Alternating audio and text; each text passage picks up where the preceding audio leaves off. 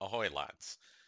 I'm going to do a series. I know that's a little bit different for me, but I really wanted to do a series to help people who have no knowledge of Dark Souls 3 PvP to get to the skill level that they want to get to, uh, going all the way from beginner to more advanced and expert techniques.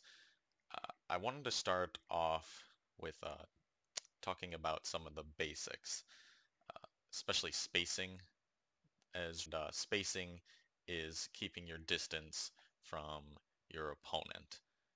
Second, also, I think it's really important to be unpredictable. Being unpredictable separates your mediocre players from your good players. Just, and what I mean by unpredictable is not doing the same exact thing in the same scenario. So that way people know what you're going to do and they're going to respond or punish you for what you do. For example, if you are running and you do a running attack, somebody could predict that and run behind you and get a backstab. And obviously you'll take a lot of damage from that sort of thing.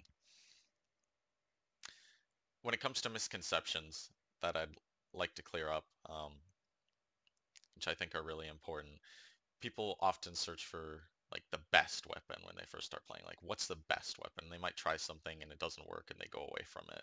Or they think that they need to master one weapon. But really, weapons have hard counters, and one weapon is probably not going to be ideal for every single situation. Awareness is also really important. That would be another basic. Being aware of what's going on, not just looking at what's in front of you, looking at all the phantoms, invaders, where the host is at, what your health is at, your stamina management, all are extremely important. And there's a lot to pay attention to. There's a lot of bars for entry when playing Dark Souls 3 PvP, and it can be very hard to get started. It's very important to understand how weapons work and know their movesets as well as their strengths and weaknesses. For example, like a great sword is a pretty good medium weapon. It doesn't do the most damage, but it's also not super slow in comparison to like a straight sword, which does not do a lot of poise damage or stagger enemies very easily. Doesn't do a lot of damage, but is very fast. Another thing that's going to be really important is to recognize that you're not going to win every single fight. You're going to lose, which sounds weird that I need to tell people that in Dark Souls, but yeah, you're gonna need to expect to die and figure out what you did wrong in order to get better, and you can't just get frustrated with it and give up. So be prepared to die, be prepared to lose, especially because the skill level right now is really high against players who haven't played very much. Another thing I also feel like people don't understand or is a misconception is people don't understand where PvP is always available and what the rules are. Uh, People are confused about what an honor duel is and whatnot. I'll try to explain it in a quick and orderly fashion. When you invade, especially if it's not a fight club where you see two people fighting and other people waiting, that's something you would normally find at a Covenant area like Pontiff or Crucifixion Woods. But when you don't see that, or you see multiple people going at one person, you shouldn't assume that there is an honor duel to be had. And if you invade in general, it's fair as an invader to assume that your host is not going to be honorable and vice versa. There's not any sort of rule in that. You can do what you want. Obviously, some people might not like that. You can invade a fight club and go and try and kill everybody too. That's fine. It's not a set rule. If people really, truly, desperately want a rule-based honor duel, they can go into the arena, even if they, not everybody has the DLC.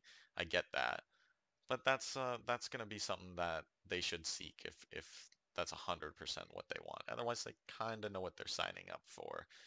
Especially if somebody's invading you. I mean, they're signing up for that environment, even if you're running a gank.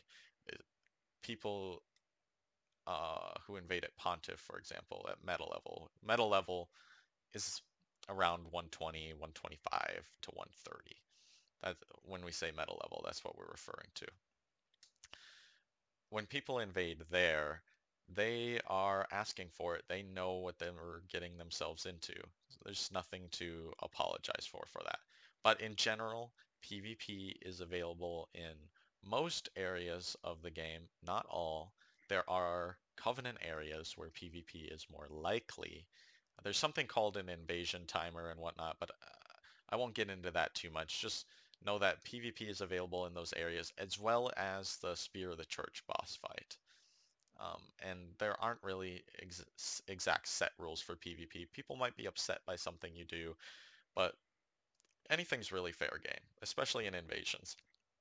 Going into the environment with the enemies, healing, resummoning phantoms, it's all really fair game. That's just the way that it is. If you don't like it, you can always leave. But it's just the way that it is. You can't expect everybody to follow the rules that you would prefer. But for somebody just getting started, it's going to be really important to try out different weapons and figure out, what you're comfortable with, but not just fall back on only that weapon. You're going to learn a lot of stuff from PvE when it comes to spacing and how your weapon works, but obviously PvP is going to be a different experience in terms of what attacks you're going to use. There are some common mistakes that I see from a lot of early on players, or things that make you look like a noob, like when you get stunned to immediately attack. Attacking at a stun lock is something that a lot of new players will do. You'll see like the third swing, so you get like your R1 R1 combo, 2-hit combo, and then people go for the third swing on a straight sword, an axe, a hammer, that sort of stuff. Very, very likely to get parried for doing that sort of thing against somebody with a parry shield or even a medium shield. So those are things that make you look quite newbie, or if you're constantly doing running attacks or rolling attacks. Very good ways to get parried. Also make you look inexperienced, and you see a lot of inexperienced players doing that. Spacing also not just important when using your weapon, but also knowing when to heal. If you chug your Estus right in front of somebody, most of the time you're going to get punished by a player who's even just mediocre at the game. And you may lose just about as much health as you recovered.